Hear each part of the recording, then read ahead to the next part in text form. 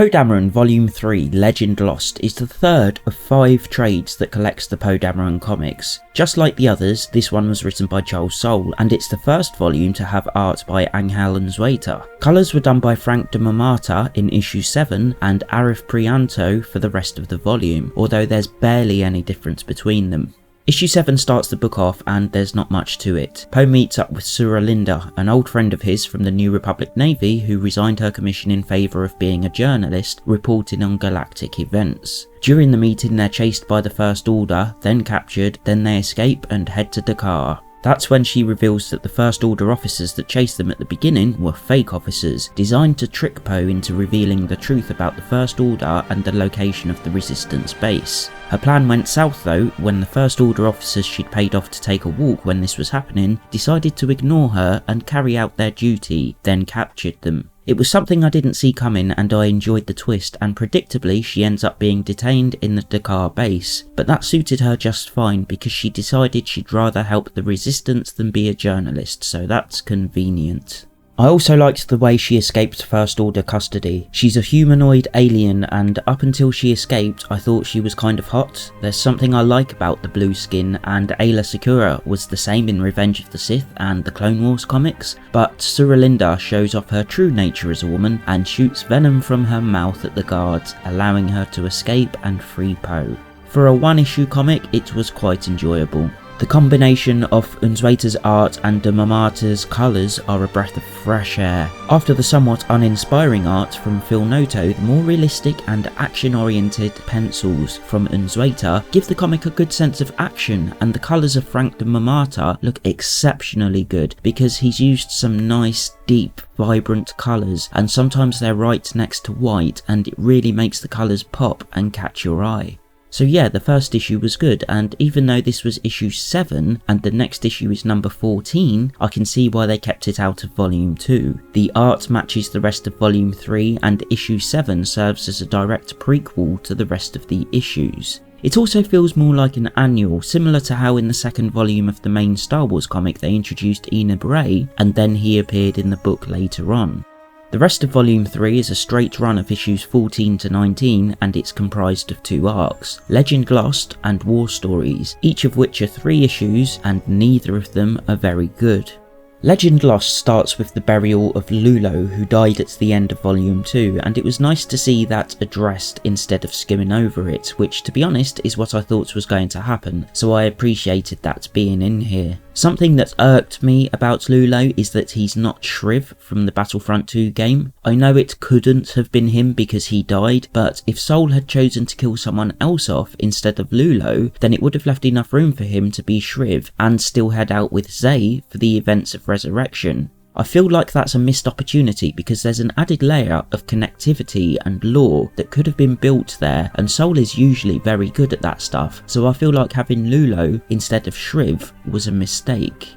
Terex is imprisoned after being captured by the First Order at the end of the last volume, and during one visit to his cell, Phasma informs him that the memory chip he stole from 3PO in Volume 2 that was supposed to have all the Resistance's intel was completely useless, and Terex realises it's because he was shocked by BB-8, which we actually see in Volume 2, and Phasma then crushes the chip. I was expecting it to be revealed later on that there was a second layer on it or something, and it wasn't useless, but nothing like that happened. I hope something like that is in a future volume, but I seriously have my doubts about that now after reading the first 3 volumes, and I'll explain why later. Phasma has Terex fitted with a slave device similar to Lobot's, but this one is designed to take away his willpower, and as we find out later in the comic, it's completely fucking useless and doesn't do a goddamn thing. So rather than being a good part of the story, it's really just a way to trick the reader into thinking a character has to behave a certain way when they don't. It's effectively lying to the reader, and I hate when writers do this. It's so lazy.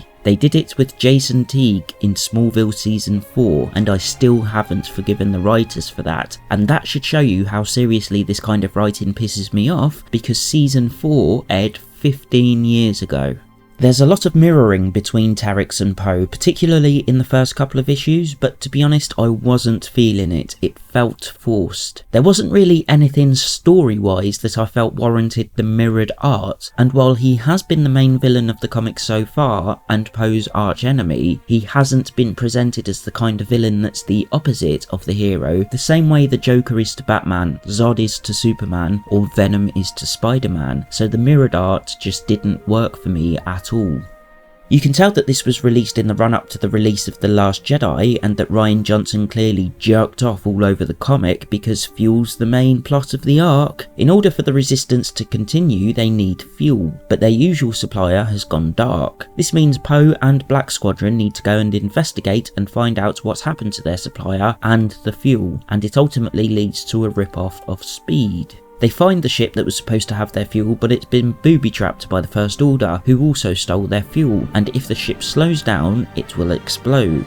So once again, something connected to Rian Johnson is plagiarised. What a fucking shock. The story's very straightforward, and obviously the Resistance wins, so having a straight rip-off of Speed didn't really do anything for me. I also don't understand why Black Squadron kept insisting on going faster, then complaining about the fuel in the tanker. All they had to do was go at a level speed and they would have been fine. Can't slow down doesn't mean speed up, so that really annoyed me.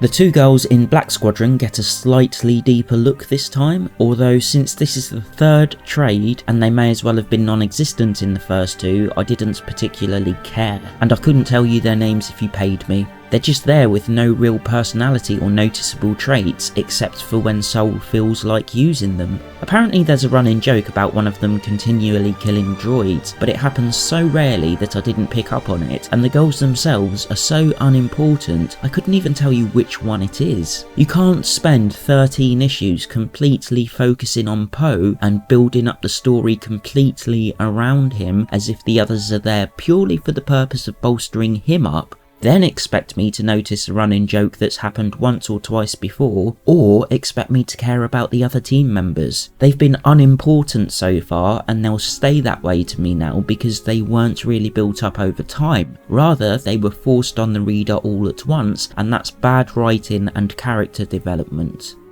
So the first arc wasn't impressive to say the least, and sadly the second arc is no better. The second story is called War Stories and focuses on Poe as he hunts down Oddie, the traitor from the previous volume, and revisits Surilinda from issue 7 as Princess Leia sent her on a mission to use her journalistic capabilities to capture footage of the First Order committing atrocities so that the Resistance can show their true intentions and way of handling things to the New Republic in the hopes that they will finally act against them. It didn't really answer the question I asked in Volume 2, which is why Oddie betrayed the team rather than asking for their help, and given that he died in this volume, it looks like we won't be getting any answers, and I'm disappointed Soul wrote it like this. Just like Volume 2, it feels more like the idea was there for the characters, but with absolutely no motivation driving them, and because it's never explained, it feels hollow and worthless. It felt like another arc resolved with Deus Ex writing. Oddie is being held by Terex, who's slaved by his implant, but he somehow manages to override it and free Oddie, who in turn frees Poe. And I have no idea how Terex managed to do this, because it's clearly shown that the implant was taking countermeasures against his independent thought, and when Surilinda and the two girls from Black Squadron are captured, she releases dozens, maybe even hundreds of camera drones,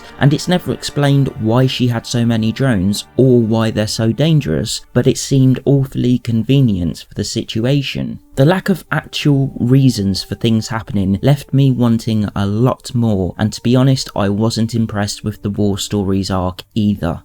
Throughout both stories, because Poe handed Terex over to the First Order at the end of Volume 2 and he was slaved at the beginning of this volume, Poe needed a new bad guy, and this time it's Commander Malaris. She has an eye problem where her left eye appears black and she needs to have injections to heal her eye and make it better than it was before. But it's not clear if her eye is black because it was damaged and she wants to return it to normal, or if the black eye is the eye healed and taking on superior abilities. I'd say I'm curious to read about her in the next volume, but the way it's going, I doubt it will be explained. Nothing else has been so far. Why should this?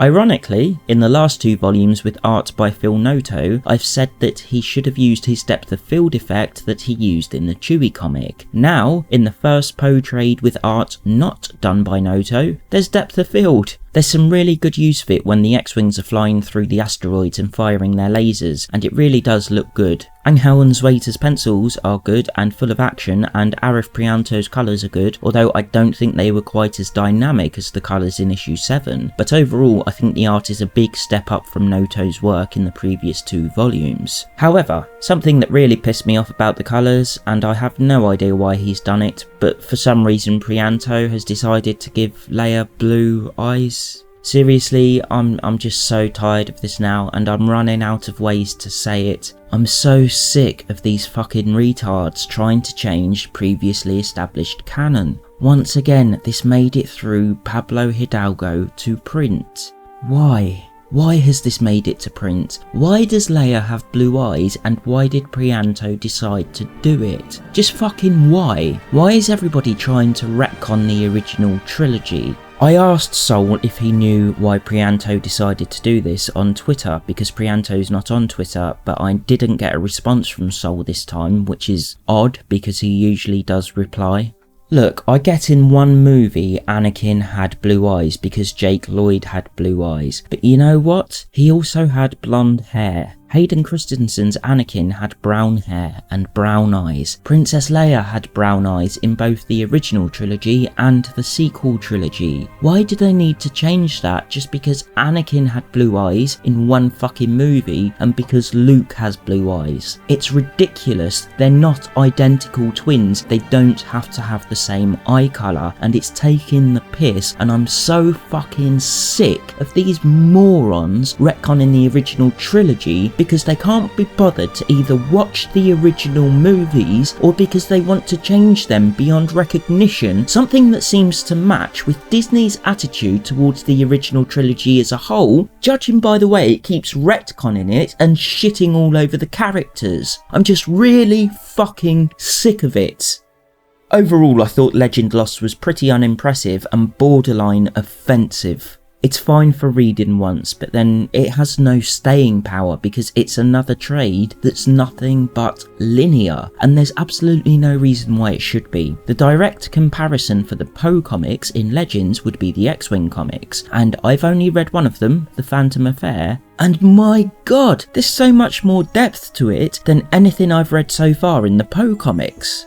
Volume 3 didn't answer most of the questions left over from Volume 2, like why Terex built a fleet of ship from parts, even though the time he spent in his cell would have been the perfect time to explore that, or why Oddie betrayed the Resistance rather than telling Poe about his wife and asking them for a team effort to ambush Terex so he could get her back. At this point with the Poe Dameron comics it feels very two-dimensional, and reading volume 3 felt like I was just going through the motions, which is probably why I sound so bored in this review. And based on the first 3 volumes, I don't think volumes 4 and 5 will be any different. Why would they be? The only light at the end of the tunnel for me now is that Lawson Tech Art will be in it at some point, but it's taken far too long to get there in my opinion, and sending Poe off to find him in the first issue, then 20 issues later the team is no closer to completing that mission, is nothing short of baiting.